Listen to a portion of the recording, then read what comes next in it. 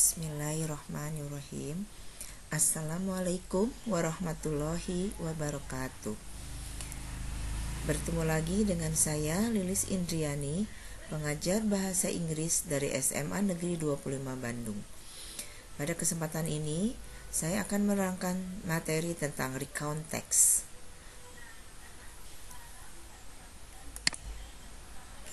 Kita mulai daripada definition and purpose of the recount text. The purpose of recount text is usually to retell, learn, provide information, and entertain the reader. Jadi recount text itu adalah sebuah teks yang biasanya untuk menceritakan kembali dan memberikan informasi serta menghibur pembaca. Pengertian daripada recount text sendiri adalah the type of the text in English which has a function to retell event or experience that occur in the past.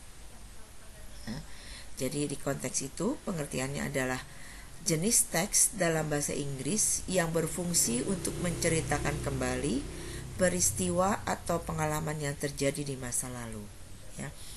Jadi ini sebuah teks yang dimana kita bisa menuangkan apa pengalaman kita, boleh itu adalah pengalaman pribadi ataupun pengalaman orang lain yang kita bisa tuangkan dalam sebuah teks yang disebut dengan recount text.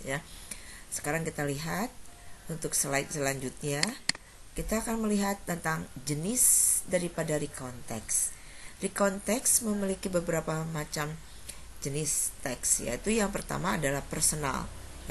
Recount text berbentuk personal adalah recount text yang menceritakan pengalaman yang dialami seseorang.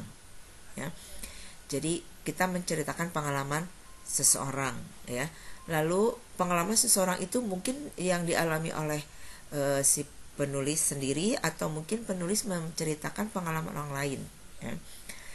Lalu and then the second one is about the imaginative text. Bentuk jenis recount text yang kedua ini adalah menceritakan kejadian di masa lalu yang tidak benar-benar terjadi. Jadi ini merupakan sebuah cerita yang berupa imajinasi. And then the third one, it is telling about a factual recount text. Jenis teks ini adalah menceritakan kejadian seseorang yang benar-benar terjadi. Jadi kebalikan daripada yang tadi, imaginative recount text. Sementara pada recount text ini real terjadi, real terjadi pada seseorang. And then the fourth one, the type of the recount text is a historical. Jenis recount text ini membahas mengenai sejarah, baik benda maupun sejarah.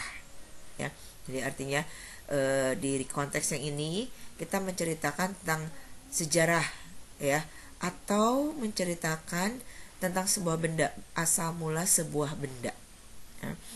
Kita teruskan. Let's continue about the structure of the recount text. The structure of the recount text, it is consists of three structures. The first one is about the orientation, di mana pada orientation ini adalah paragraf pertama yang biasanya berisi tentang pengenalan informasi mengenai siapa, di mana, kapan suatu kejadian terjadi di masa lalu. Yang kedua adalah events. Event adalah rangkaian kejadian atau peristiwa yang terjadi. Di sini sudah mulai diceritakan seperti apa kejadiannya. And then the third one, it is about the reorientation. Pada bagian ini kita akan menceritakan rangkuman dari semua peristiwa atau kejadian yang diceritakan. Jadi recount text itu mempunyai tiga struktur. Yang pertama, the first one is about orientations, and then the second one is about the event, and the third one is about reorientation. Let's see about the next one. Unsur kebahasaan. Setiap teks pasti mengandung unsur kebahasaan, ya.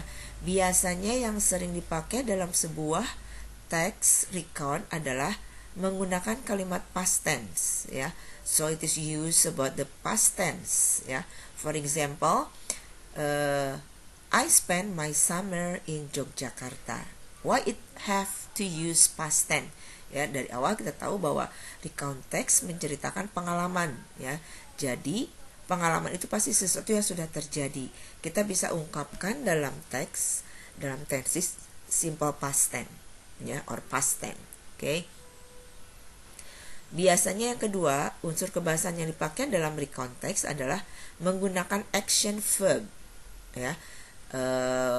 What is action verb? Action verb, for example, is spend, went, bought, took, gave, ya, like, and so on, ya.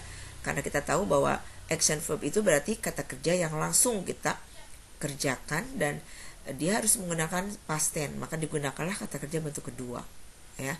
Lalu yang selanjutnya biasanya menggunakan adverb and adverbial phrase, ya, menggunakan kata keterangan atau frase keterangan, ya.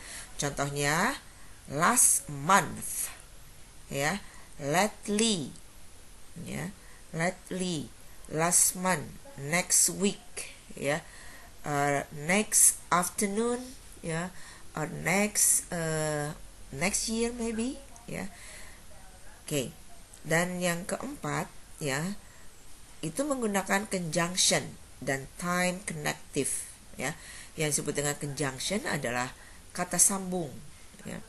Dan time connective itu adalah kata penghubung, ya.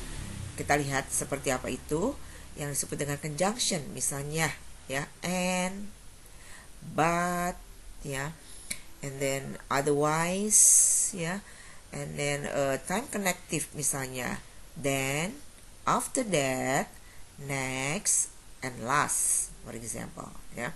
So ada empat unsur kebahasaan yang biasanya digunakan dalam menceritakan sebuah recount text, ya. Next kita lihat kepada salah satu contoh daripada recount text, ya. Kita tahu tadi bahwa recount text itu bisa juga menceritakan pengalaman seseorang. Kita mengambil satu cerita tentang pengalaman hidup seseorang yang kita sebut dengan biografi. Di sini kita akan membahas tentang teks tentang B.J. Habibie, ya. Kita lihat yang mana yang disebut dengan orientation, ya.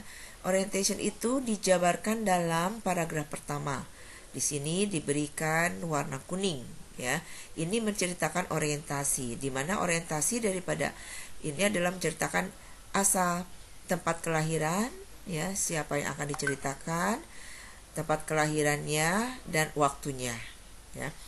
Lalu masuk kepada yang kedua, kita sudah masuk kepada events, ya. Di event ini berarti menceritakan step atau langkah-langkah atau bagaimana perjalanan hidup seseorang itu akan dijabarkan, ya.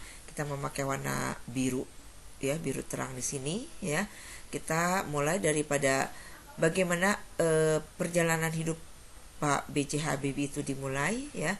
Kita mulai di sini daripada pada waktu 14 tahun Bapak Habibie itu sudah ditinggal oleh orang tuanya. Sampai di sini menceritakan sampai kepada bagaimana perjalanan kehidupannya beliau sampai pindah ke Jerman, lalu dia menikah, dan bagaimana dia tentang keluarganya sampai dia memiliki 2 orang anak.